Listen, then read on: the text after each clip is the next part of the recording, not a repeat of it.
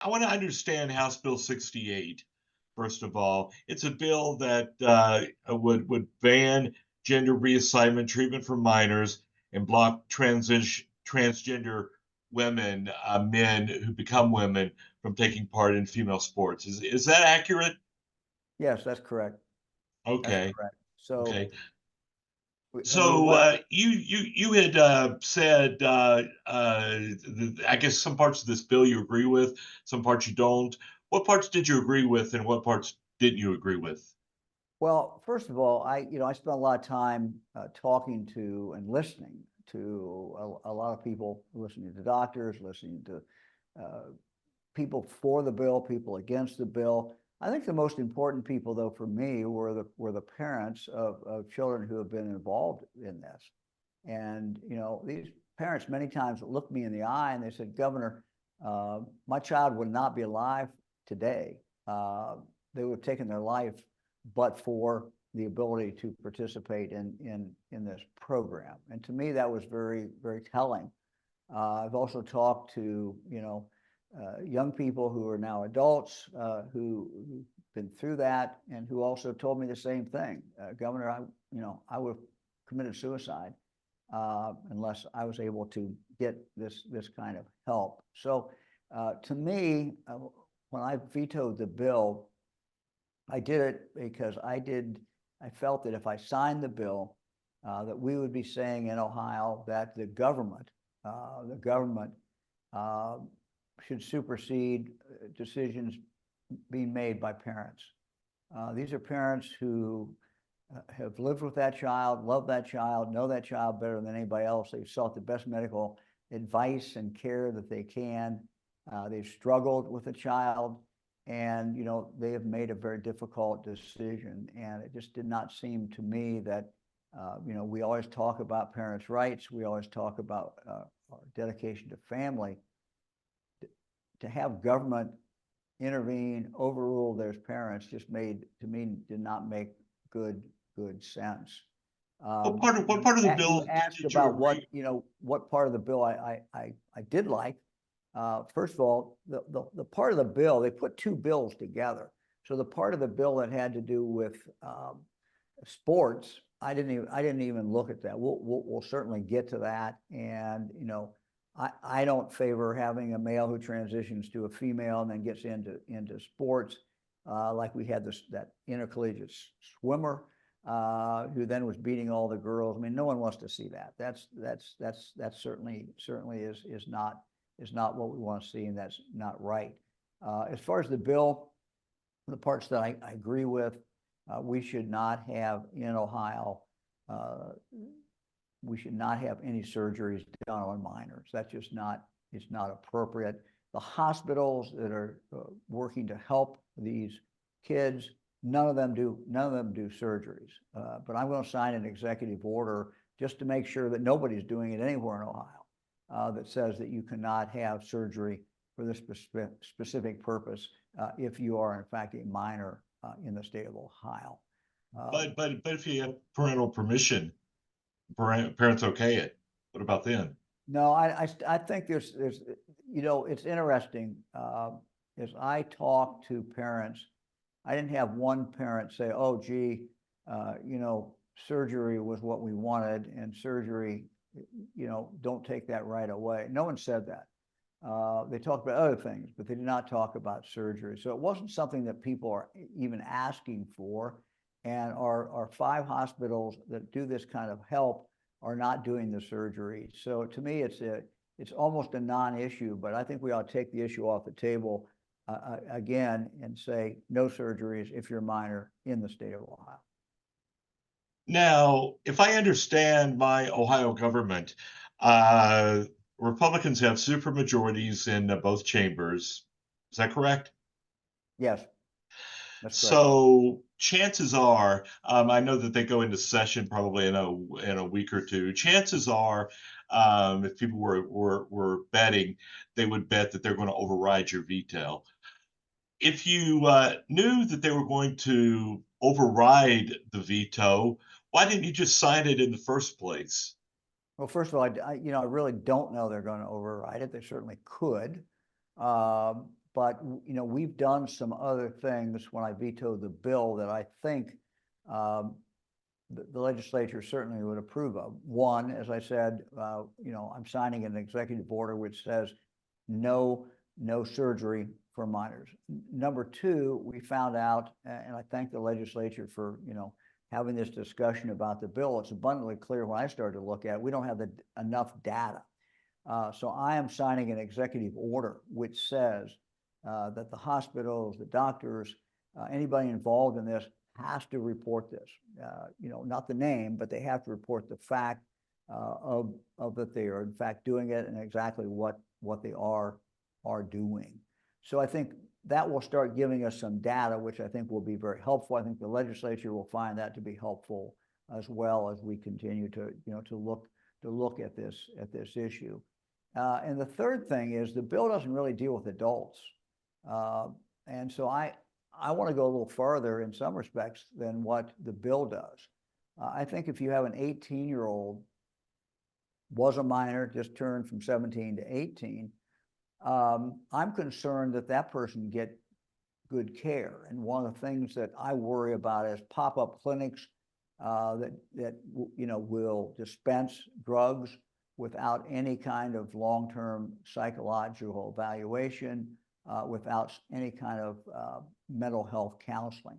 One of the things we've learned is that the mental health counseling is vitally important for these people to recover, whether it's an adult or whether it's a child. So our executive order is going to say that you have to have that place that is doing this and dispensing these drugs has to also, make sure that that person gets the psychological care that they need. And most of the places that would be a pop-up clinic have no ability, frankly, to supply that at all. And that's one of the things that we're worried about. So those three things we think are very, very positive.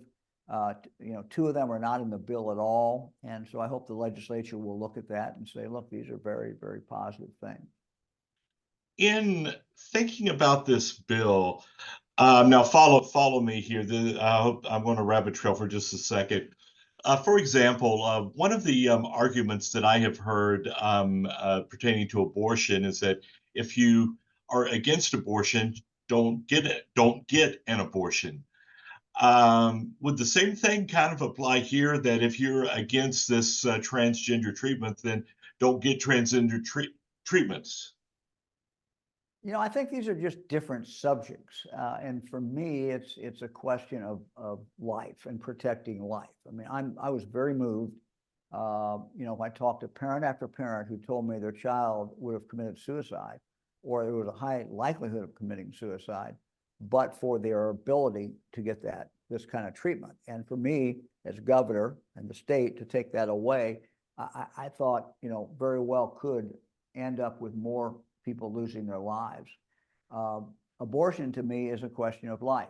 I believe it is a child we're dealing with. It is a human. And so I want to protect that child. So I just look at these. Some people say, well, you're not consistent. Well, I think I am consistent, because to me, it's about protecting life. It's about protecting families. And that's where I came down on both of those issues, why I came down the way I do. This next question, in your veto message, you had basically said, I've listened to the concerns of the legislature that led to the bill. While I have reached different conclusions on whether to sign this bill, I do share a number of these concerns and agree that action is necessary regarding a number of issues raised. With all due respect, it sounds to me like you want it both ways. No, I just want a civil discussion. And I think that sometimes we impute motives to people in very hot and heavy debates. And, it would be better to try to understand their perspective. I made my decision. It was not an easy decision, but I stand by my decision. But I also believe, and I will say this again publicly, that the people on the other side of this issue also care about kids, and they're basing their decision on what they think is best for kids. I just happen to disagree. They happen to disagree with me, but we both, are focused on kids. So you kind of agree to disagree. Yeah, I mean, we don't have to have a war about every single issue. And these are tough issues. I understand where they're coming from. But I made my decision based upon all the evidence that I could find. And I weighed the evidence and said the state should not be involved in doing this. But I respect Let's your opinion. uh, let's talk about the other aspect of this bill that prevents men who become women from participating in female athletics. Is that so? So that's something you'll support. You'll sign.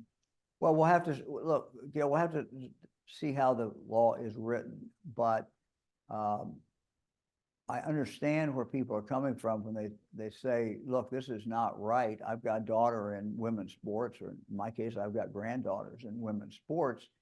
And you wouldn't want someone who transitions over who has a significant advantage over them just because they've been a male and now they've transitioned over to be a female.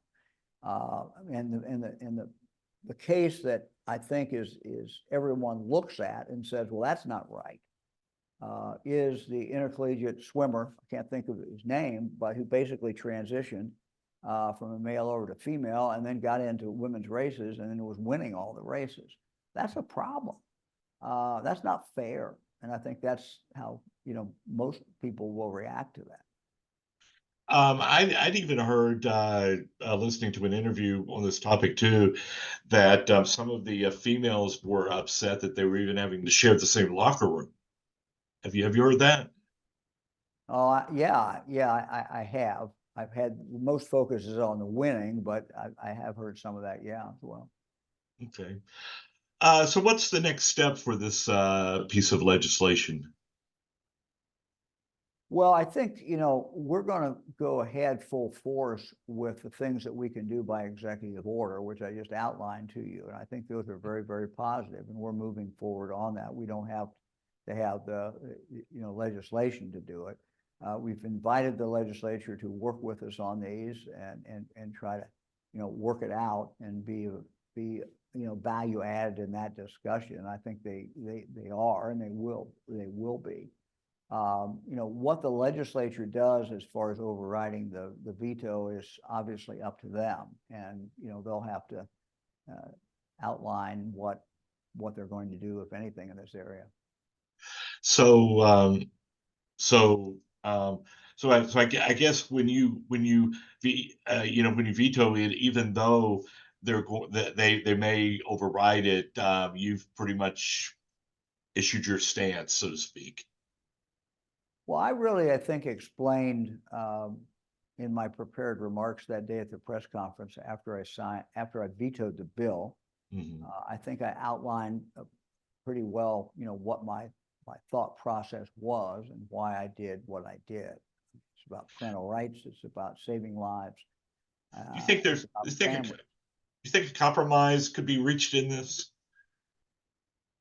Well, I mean, I think I've reached out and we're trying to do things. I mean, putting it in the law that we have no surgeries. Again, that's not in the law today, but I think we should have that in the law.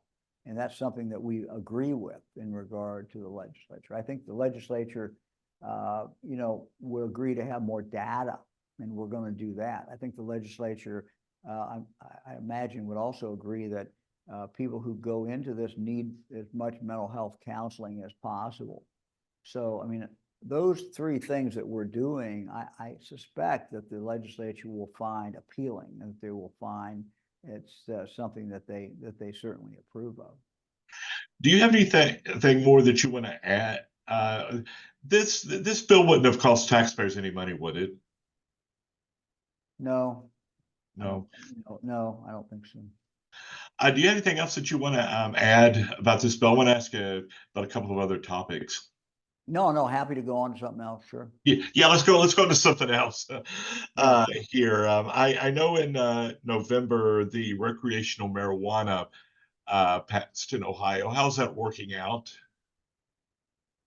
Well, I was against recreational use of marijuana in the state for a number of reasons, but the voters by a pretty big margin said that they thought there should be recreational marijuana. I respect that.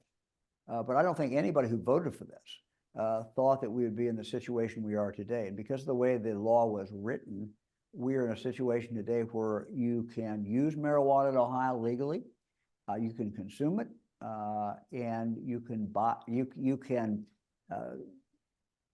use it. You could, for example, also grow marijuana in the state of Ohio.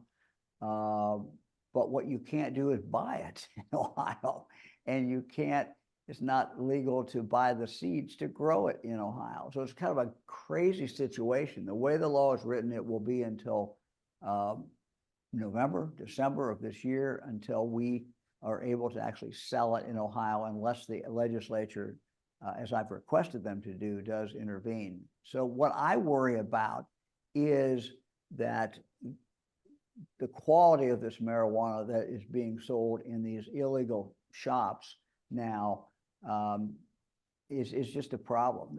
You know, we have no guarantee that the marijuana does not have insecticides in it, pesticides in it. We have no guarantee as far as what the THC level is in that marijuana. We have no guarantee of virtually anything. It may be, you know, have drugs in there. It may have fentanyl in there. Who knows? Yeah. And so I think that's a real problem. And when this black market, which is starting to establish in Ohio, we don't want a black market. We don't want you know, illegal sales that are going on around the state. So the way to block that, frankly, is to come in and change this law, allow the state to actually sell it under a controlled situation. The other thing that really needs to be done, that's a big problem, is the hemp derivative that is being sold. It is, you know, has THC quality to it. It's hallucinogenic. It is something that, you know, it's just, I think a real problem, and it's being bought by kids. So we have a loophole in the state law, we have a loophole in the federal law, which allows this hemp product to be bought. We need to close the loophole, and the legislature can do that at the same time that they're fixing the marijuana law. I want to ask you too about charter schools in Ohio, and kind of kind of compare it to down in Kentucky. They had the Supreme Court, I think it said that they are not constitutional. They were afraid that it's taken money away from public schools. How have the charter schools worked out in Ohio? And what do you say to are you for charter schools? And what do you say to somebody to ease their concerns? Well, I think first of all, we have to remember that charter schools are in fact public schools. And they don't get as much money as the public schools get, but they are charter schools, and they are in fact public schools. They're not private schools. And I think that in some communities, you've seen charter schools that have been created that are doing a bang-up job, are doing a better job than the local public school. At least that's the decision, is parents make the decision where to send that child, and they select that charter school. You know, we're giving parents more rights. We're giving parents more flexibility. And I think that's a very positive thing, particularly if you've got a school, a public school, say in a city that is not performing the way it should be performing, and you want to take your child out of that, but you also want your child still to be in a public school. These are certainly a very good option. Okay. Last topic here. I was looking over your news releases, and this kind of fascinated me. The Governor DeWine announces new grant program to reduce road salt runoff and water contamination. Tell me about that. Yeah, I'm not the ODOT expert, but you know, they have a plan to do this, and they tell us that it does in fact work. You know, again, you save money, you have less salt, and we also know that there's potential problems with the salt runoff. So again, one of the necessary evils we have, things that we have to do, is the salt to keep our roads moving, our cars moving forward during the winter. But we also know that there's, you know, if we can reduce that runoff, that's a positive thing as well. Okay. Anything else? When are you coming down to Southeastern Ohio? Well, soon, I hope. I'm going to be doing a lot of traveling the next few months, focused on schools and holding up some of our Charter schools schools, yeah. over the years. And yeah, I'm but joking. so I'll be down in some schools near you, I suspect. So Okay. Well, we certainly look forward to that, sir. yeah, I And mean the science of reading. We asked the legislature last year to put money in the budget and to basically mandate that we move to the science of reading, and that's what we've learned over the years about how people's brains actually work, how they process words, and that science of reading, which is sounding words out using phonics, right. is clearly the best way to go. And so we're going to continue to promote that this coming year, and we think it'll make a big difference. Yeah, 50 years ago in first grade, that's the way I was taught. So Yeah. Well, I figured, that, back a few years ago, it's kind of interesting. It's only been in the last, I suppose, 20 years that we've really gotten away from this. And the results have been disastrous, just not a good thing. We got to get back to the basics. back to the basics. Yeah. Well, Governor, thank you so much for your time. Good to be with you. Appreciate it. Good to be with Thank you you very too. much. And we'll see you in person next trip here. All right. Great. Thank you. Appreciate it. Thank you, sir. Well, Bye-bye. thank you. Thanks for watching, and here's another video from Eyewitness News. Click right here to subscribe to our channel, and remember to hit the bell notification for the latest.